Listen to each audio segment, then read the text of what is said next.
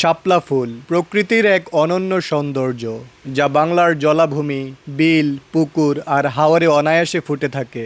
সকালে যখন সূর্যের নরম আলো পানির উপর পড়ে, তখন শাপলা ফুলগুলো যেন জলে ভাসমান রঙিন তারা হয়ে ওঠে। প্রিয় দর্শক, আজ আমরা চাঁদপুরের মতলব উত্তরের বিভিন্ন প্রান্তে ফুটে থাকা লাল, নীল এবং সাদা শাপলা আপনাদেরকে দেখাবো। শাপলা ফুল শুধু চোখে সৌন্দর্য এনে দেয় না, বরং বাংলার প্রাণ প্রকৃতির সঙ্গে এক অদৃশ্য আত্মিক বন্ধন তৈরি করে। গ্রামের শিশুরা বিল থেকে শাপলা তুলে আনন্দে ভরে যায়, আবার কখনো তা হয় বিক্রির পণ্য।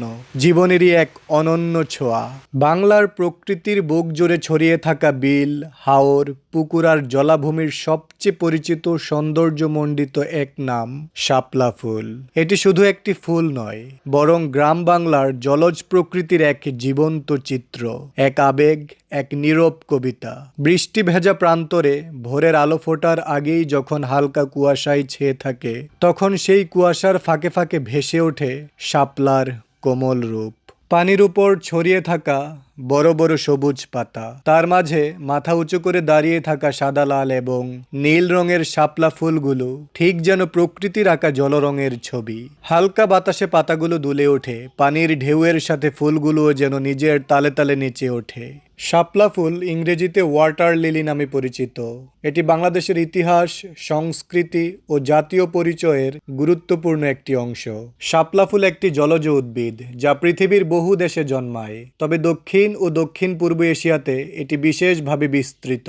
এটি প্রাচীন কাল থেকেই উপমহাদেশের জলাভূমি, বিল, পুকুর ও হাওরে স্বাভাবিকভাবেই জন্মায়।